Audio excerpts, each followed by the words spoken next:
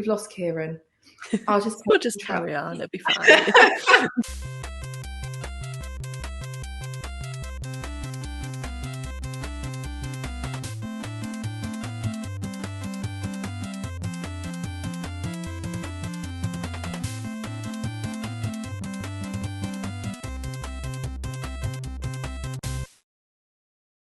Welcome to Thinking Deeply About Primary Education, the podcast that makes time and space to think about pedagogy, teaching and learning, professional development, anything of interest to time-poor but enthusiasm-rich primary teachers.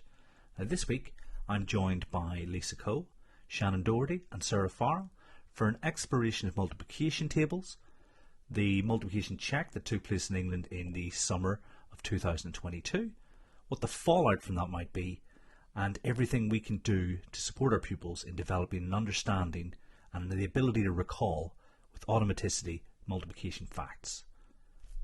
This one was recorded in the December of 2022 as part of the 12-hour live stream, so we're just going to dive straight in. So without further ado, let's spend some time thinking deeply about primary education. Thank you very much all of you for joining me. I'm really looking forward to this all day. Multiplication tables. I'm just asking the questions, guys. I'm not going to be trying to put my spin on anything. I want to know what you guys think. So I really appreciate you joining me. My first question, I don't think it's an easy one. With regards to multiplication tables, what comes first, knowing or understanding? Should I start? I can. I mean, I don't have an answer, so I think that's a good place to start. So I don't.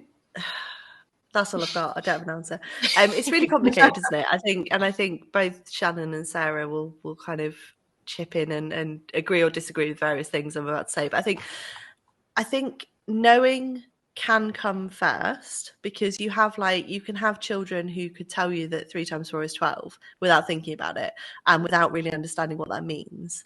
So I think knowing definitely can come first, in the sense that you can teach children to recall and regurgitate that kind of thing. You can, we've seen videos of very young children reciting all their times tables, and it's amazing.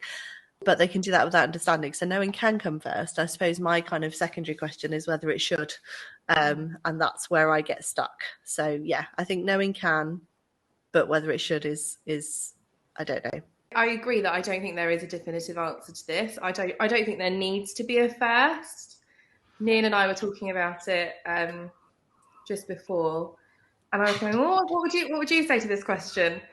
As I like to check what he thinks. And one said is that there is no first, because you can have a child who has memorized all of their table facts but doesn't have any conceptual understanding of what that means. They could rattle them off, like you said, Lisa, when we see those very young children on clips on Twitter. And then you could have a child, I think it's less likely, but I think you could have a child who has a conceptual understanding of what multiplication is, but hasn't yet got to the point where they know their facts. I think it comes down to what we think. How do we define the word know? So what does knowing your facts mean? Is it just memorizing them? Is it being able to apply them? Is it having an understanding of the structure beneath? But ultimately, I think that it's just like a twin track running along, isn't it? Like they go hand in hand. You learn to memorize them because you need to memorize them. Mm-hmm. And then you learn the conceptual stuff as well alongside it, and then eventually they just kind of marry together. Yeah, I think I'd agree with that. And I think it probably is that you sort of like a bit at a time. Like there might be some bits that are sort of just known and memorized, and some bits that are understood a little bit better. And as long as teachers and parents of school-age children are sort of encouraging that conceptual understanding as well, that it's not necessarily a problem if there are children who just know the times tables, as long as it's not left as that it's okay, what does that actually mean? You hit the nail on the head by saying as long as we know that the child just knows it, and then we put in the conceptual stuff as well, but then you have to find a way of knowing whether it is a memorization or whether they don't have the conceptual stuff, whether they have both, or I don't know. Yeah, there's a bit of digging deeper to be done, isn't there? I think the problem comes where children can just narrate the times table, so they can just go 2, 4, 6, 8, but they can't do that more ad hoc. They just know that always just that string of numbers. Yeah, you always get the ones in times table test, don't you? And it's like whatever it is, 4 times 2, and they're like, because they haven't memorized the actual fact. They're just too busy chanting the multiples. Or stamping if you're doing the 7 times table one. Yes, by the time they've stamped, or by the time they've, and I think that's the thing. I think is that enough to know? So if we're saying knowing can, and I agree with you completely, Shannen, we can kind of, they need to be in tandem, and it doesn't matter which came first or what order it happens in. But is knowing them, is being able to recite the multiples, is that enough to say that they know them, or do we need them to know instantly what the answer is? It's no. I don't have an answer. Now, having watched 3 year groups worth of pupils practice for the check and then do the check, 6 seconds isn't enough time to count. It's a really well chosen number. Whatever you think about the MTC, 6 seconds is a really well chosen number, because it's just on the limit of, I almost got that. And then it knocks them off to the next one and the next one after that. So it is almost that threshold between automaticity and sort of recitation of a pattern. And we'll get to the MTC in a bit, but it's really interesting. You think that first is a contentious word in that question. If we accept then, right, that we want to develop sort of both sides at the same time, what systems or approaches should and can we put in place to help pupils learn about multiplication tables? And if we take it from the viewpoint of a teacher first, and then we'll come to subject later. So, Lisa, what would you do as a teacher to help pupils develop that understanding? I've got a couple of things. I think one of the things, and I've stolen this from one of the schools I work in. The maths lead there implemented it, and it's going really well. So they have an extended maths lesson. So they have time at the start of the lesson to do like starters and warm ups and what have you. And they use the counting sticks to do it, which is not the thing I want to talk about. But one of the things after the counting sticks, after that kind of rote learning kind of recitation of things, they make sure that every single lesson has a fact of whichever times table one of them they're focusing on, where they have like a conceptual understanding. Like it's just a slide, it's just an image. So it might be like, I keep going back to 3 times 4. So if they're doing the 3 times table, it might be 3 times 4. And it might be an array, or it might be a picture of groups, 3 groups of 4 or 4 groups of 3. And the children have an opportunity to discuss what they see. So it's a really nice thing. It happens every single day with a different multiplication fact. And it just really emphasizes that conceptual understanding, so that they get the rote learning recitation of the counting stick, but they also have an opportunity to see lots of different ways of seeing that particular times table.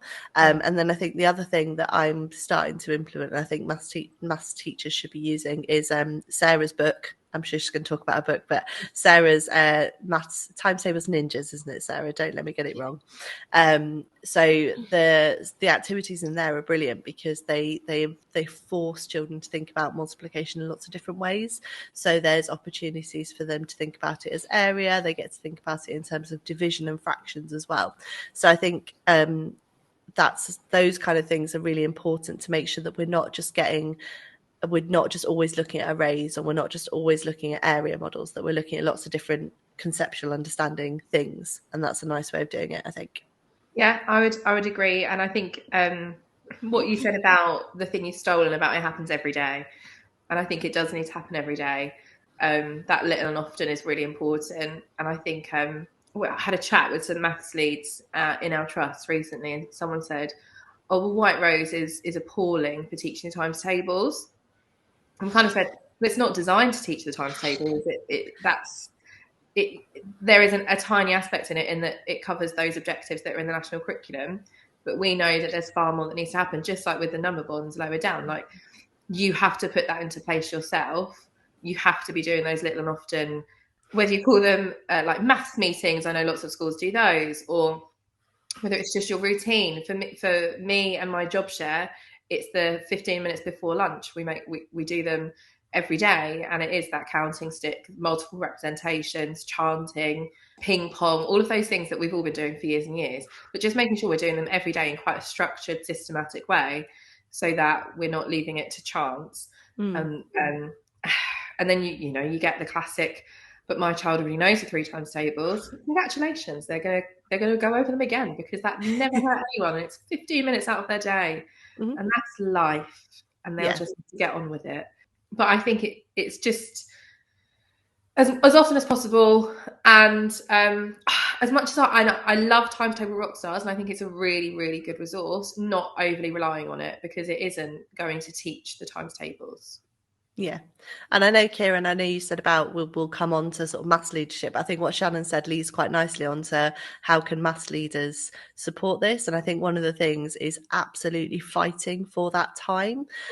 So one of the things I work on with my maths leads is getting them to understand, as a timetable as a whole, if you take the whole week and if you separate it into like English skills and math skills, and if you think about, and I know it's not the same everywhere, but in our trust, the wider curriculum stuff is very English heavy. There's a lot of reading comprehension, there's a lot of writing involved in all of the wider curriculum subjects. And I think if you we worked out that, we were doing so much English skills that actually fighting for that 15 minutes a day, like you say, Shannen, to do a maths meeting, whatever you want to call it, is so important. And I think that's one of the biggest wins that a maths lead, if they can persuade SLT and then make sure it's actually then happening and then it doesn't get squeezed out with all of the other pressures of a timetable. Even if you take 10 minutes a day to do, like you say, times tables, number bonds, that kind of thing, it makes such a difference. Even if your foundation subjects aren't super English heavy, English still dominates the timetable, doesn't it? Because you've got writing, you've got reading, you've got spelling instruction, grammar, punctuation, phonics in certain year groups or in schools where they do it all the way through, it does dominate. And I think just saying, no, actually, let's just have this ring fence section of the day where we focus on number bonds or times tables. That, I don't think there's anything wrong with that, and you do have to fight for it. Teachers feel like there isn't enough time to cover the entire curriculum, so there is a job to be done within SLT there to make sure that your expectations are realistic, but you just have to chunk it up a bit. Like Emma said, it's getting away from the maths or English hour, looking at the whole day and seeing how you can spread it out. And I know Kieran and I, we've talked about shortening the maths lesson before, because maths lessons don't always need to be an hour long, certainly not in Key Stage 1, I don't think. And I would argue in lower Key Stage 2 as well. You don't need an entire hour on maths to be able to get through what you need to get through and teach what you need to teach, and for them to practice. It's about shifting your mindset away from my maths lesson is an hour long and maybe it's 45 minutes and maybe your 15 minutes is actually on the bookended on the end of that, or it's put into a different time of day, and you have to get into the routine of doing it and sticking to it. Yeah, and I think you're right. I think it's about that routine, and if you make it at part of your routine, and if you make sure there's variety, like you said, Shannen, I agree with you. Times Tables Rockstars is an amazing resource, but that alone will not solve our problems with times tables. Even like the automaticity, just the rote learning recall, is not enough for a lot of our children. It's great, but it's not, and I think it's about educating teachers and maths leads and making sure that we know there's a variety of things, and then finding the time in a busy schedule to fit all that in. Yeah, definitely. I mean, I could do 20 minutes in year 1, and that'd be, there'll be maths at other times in the day, but I don't need to use all the time that we have for it straight away. I think 40 minutes probably my max. After 40 minutes, I'm thinking I'd rather have 20 minutes later on for year 6, because then we can either do the intervention or the independent practice, whatever point in the sequence we are. But yeah, 6. As soon as I got freedom to get away from that 60 minutes, I was gone. It's interesting though, isn't it? How we know as practitioners, we know that a 60-minute lesson is not what we have to do, and we know that a 60-minute lesson isn't what necessarily is best for the children. Particularly, I mean, I can't imagine year 1 children focusing for 60 minutes on one thing, and yet we still have this desire to kind of pigeonhole and package everything in neat little time parcels. That's a whole other conversation, but it's interesting. It is, but it's a habit that we need to break. Yeah, absolutely. Is there anything else we do from a subject leader point of view making it quite structured, like your schedule for teaching certain timetables at certain times in the year, and making, like having a timetable curriculum rather than saying to teachers, oh, these are the ones you have to cover, because they don't necessarily know when, how long to spend, whether to do a week on each or blocks of time. And so I know that certain schools took part in I think it was like an NCTM and University of Greenwich thing years ago, where they blocked out what timetables would be covered from year 2 up.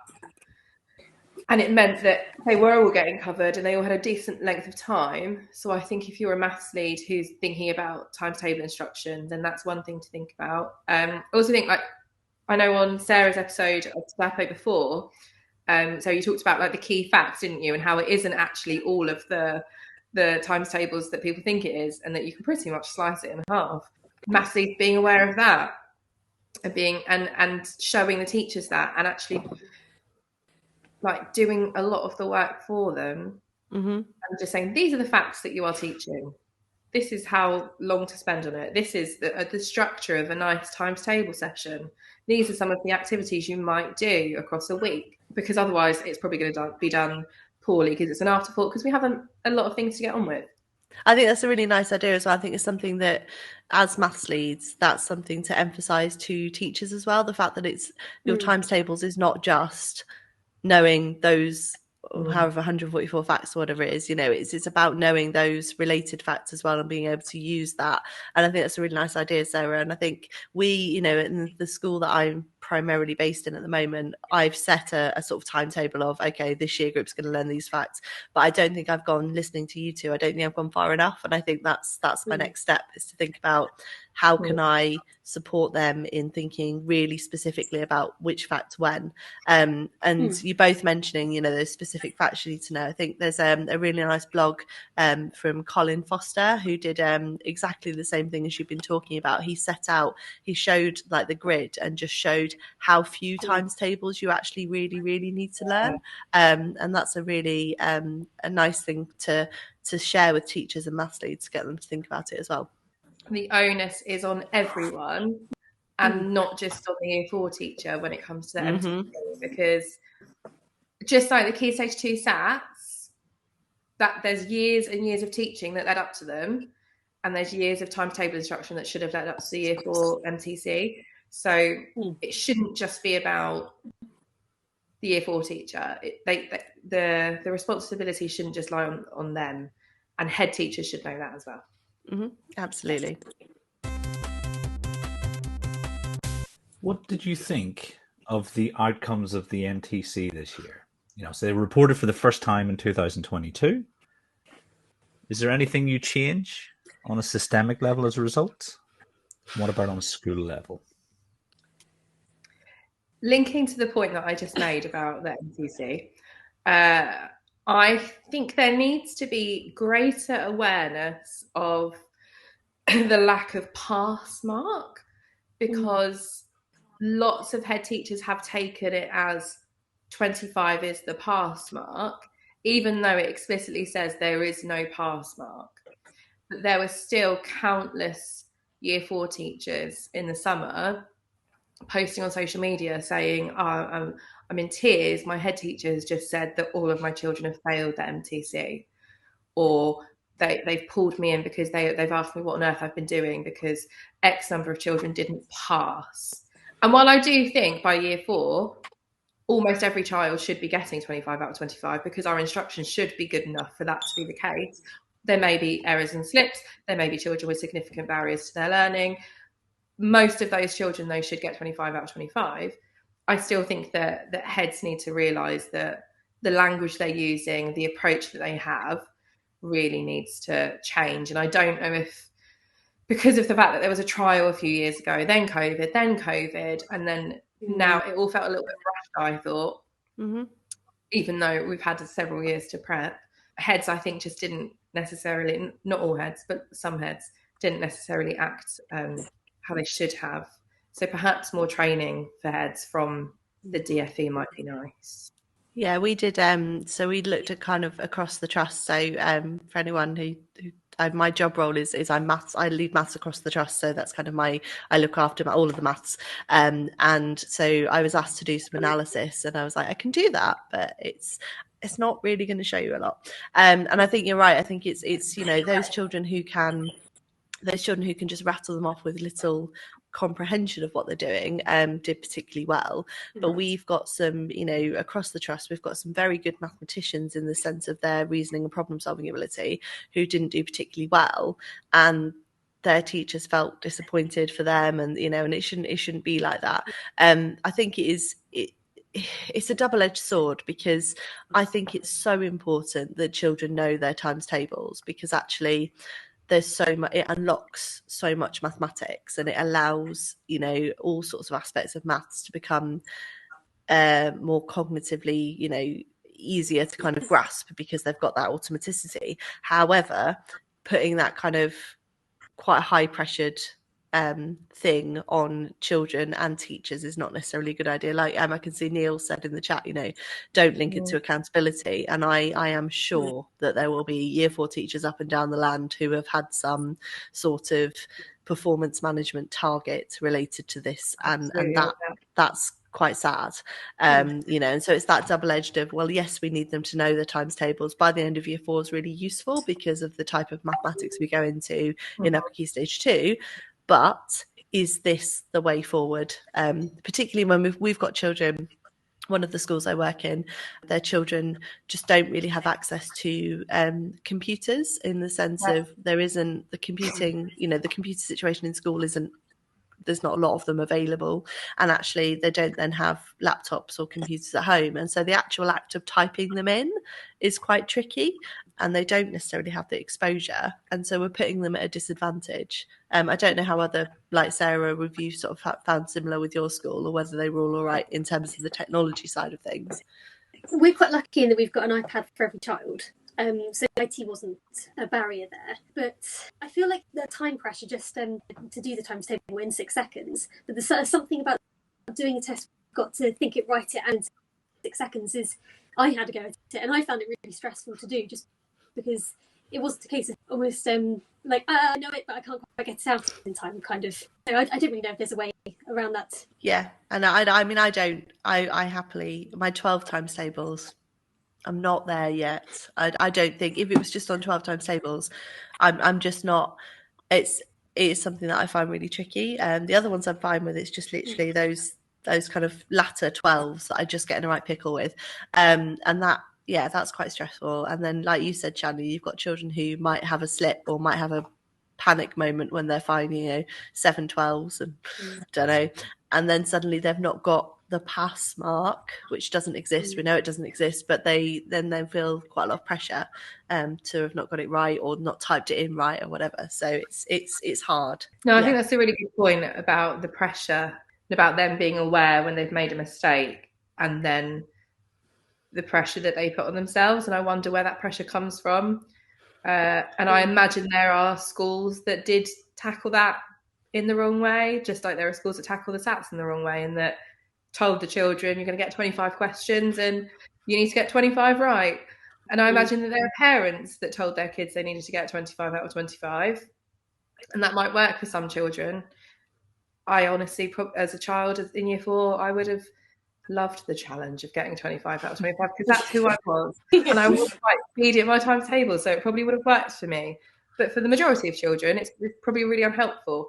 And I also think like if you're in a position like Sarah's school where you've got the devices, then this should just be becoming part of your day-to-day life, then practicing it and being aware of that format, rather than it being like this high stakes, oh gosh, it's the real one now, because you're only going to make them feel like flustered and under pressure. But ultimately, like I said at the start, I do think that the majority of our children should be able to get 25 out of 25.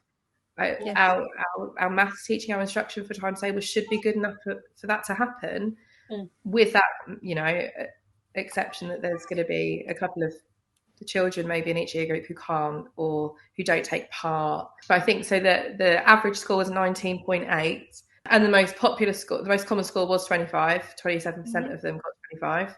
I spent some time this afternoon like looking through the graphs, and there were children getting 1, 2, 3, and then you look at that and you think, well, something's gone terribly wrong here. Yeah.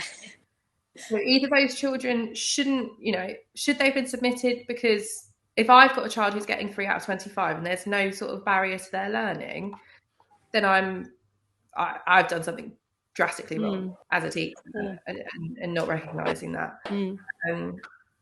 I also thought it was interesting that I say interesting, not surprising that disadvantaged children did worse, because of course they're going to do worse, because like Lisa said, if you don't have any devices anywhere and you don't get the chance to practice, or you live in a house where mum's working 3 jobs, you're not going to have time to practice. So I do think, well, that wasn't surprising. It was interesting that it came out in this, like it comes out in most things.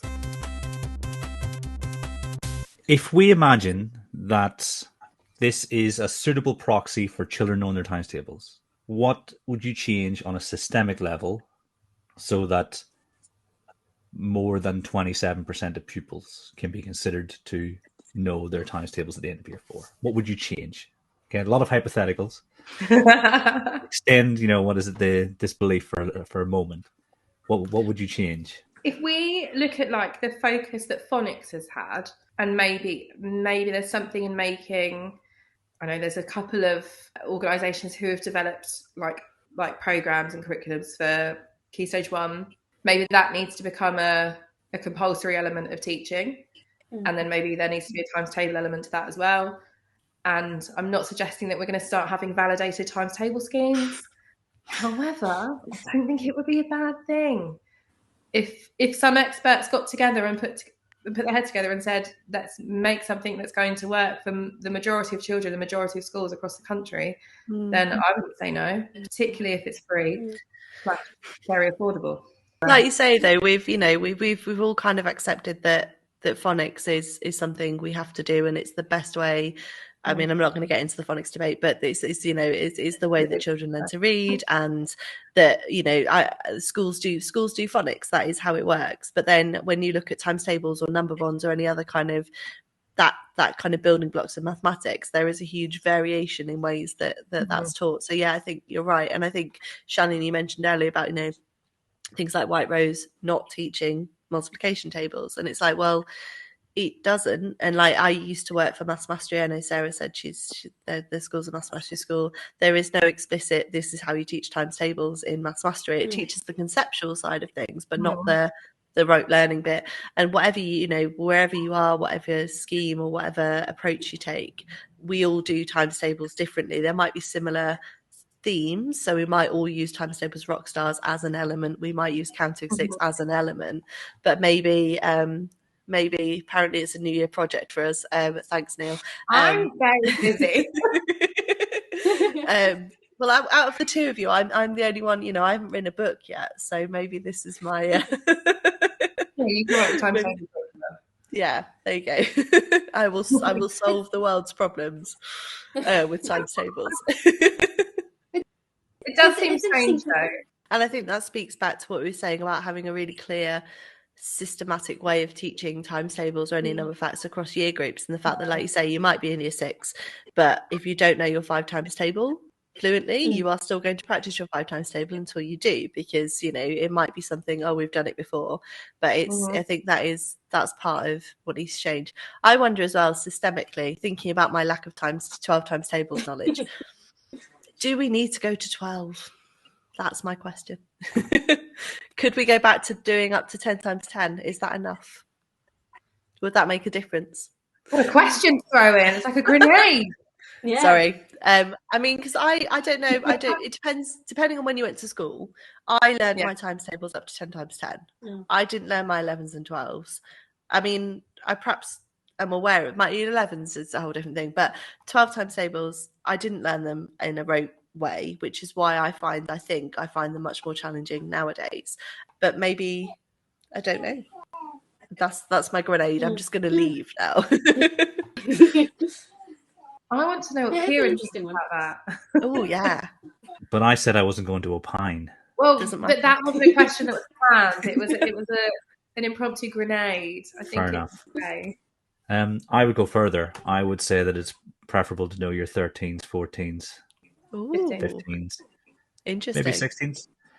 I'd maybe go to 20, all the way up to 20s. Yeah, I think in terms of being like, I'm not saying by year 4. I'm saying eventually. Probably year 5 at least. Yeah, year 5. Year 1 will learn up to the 7s, and then year 2 will go up to 12s. Because what you want is the ultimate amount of flexibility when working with number. Yeah. And you don't know what numbers you're going to encounter when you're an adult. Say percentages, for instance, when VAT used to be 17.5%.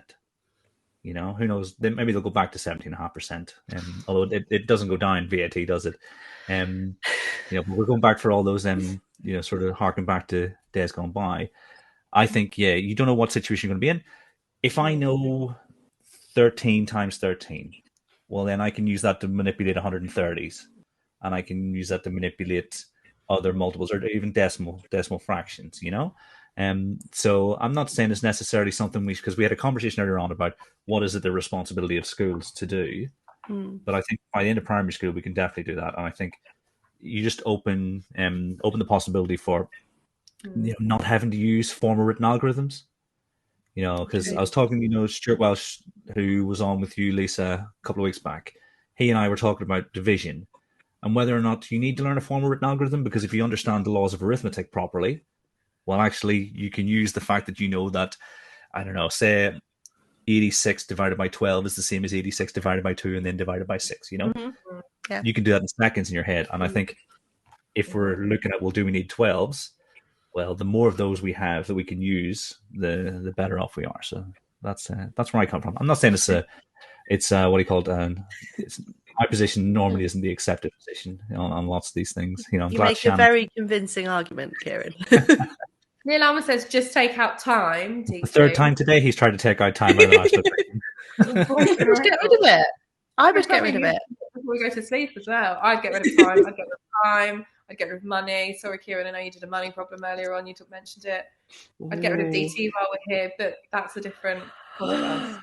Maybe we need to have an episode on what would we get rid of. There'd be some heated debates going on there. Oh yeah. Apart from time, make that happen. Time we'd all agree on. A load of fraction stuff, and I said no way. I love my fractions. But anyway, the times table. I think if we were going to have this systemic change, whether it be validated timetable scheme or going up to 20, whatever it is, I think we would have then more of a more security with parents, because I think with phonics, you get parents who come in and say, but my child can already read, blah, blah, blah. And you say, well, this is the scheme that we work to, this, it's systematic, blah, blah, blah.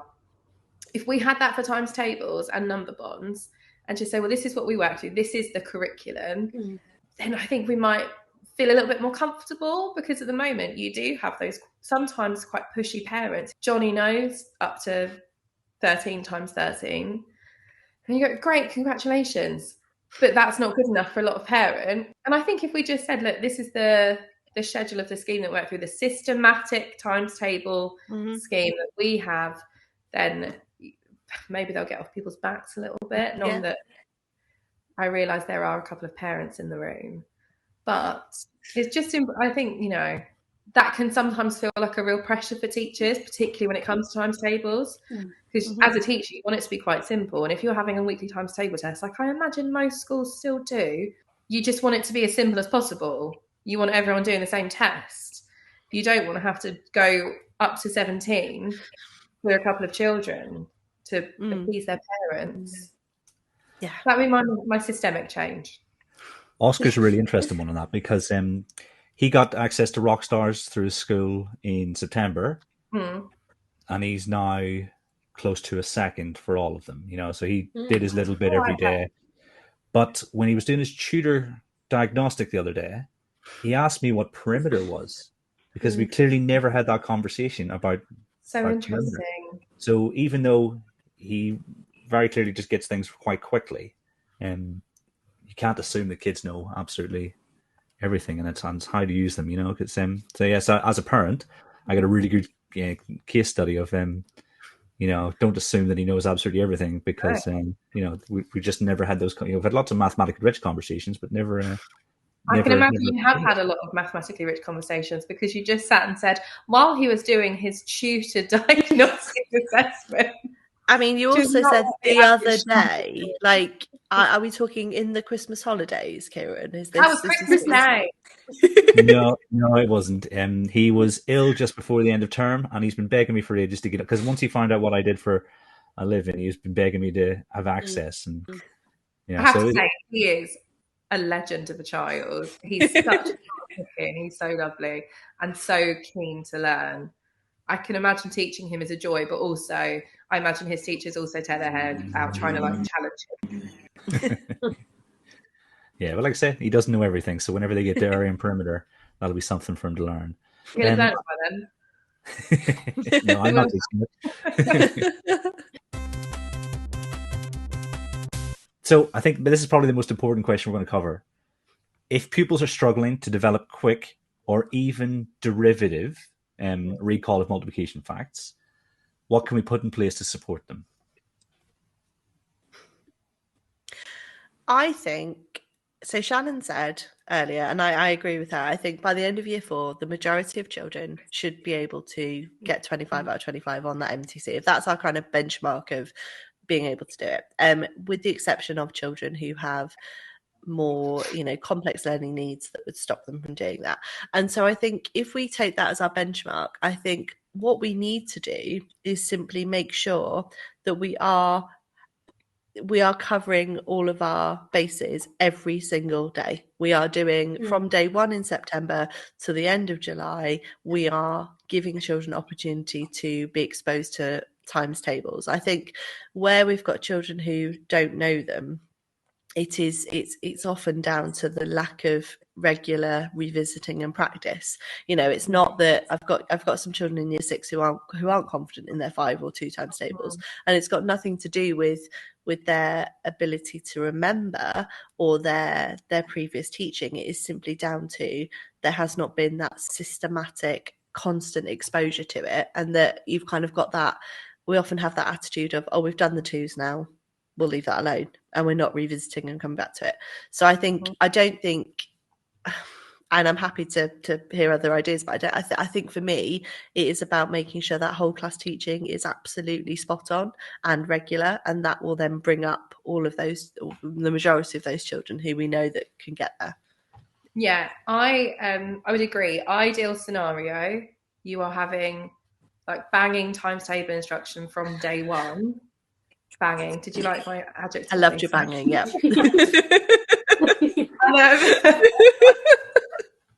Yeah, it would be spot on from day 1, and then I think you would have far fewer children falling through the gaps. You just would.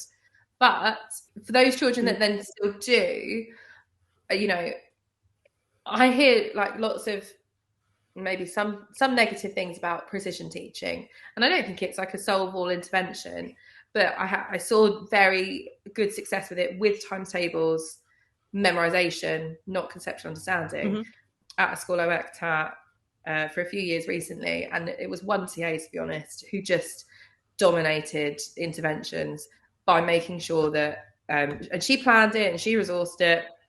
She was a dream to have.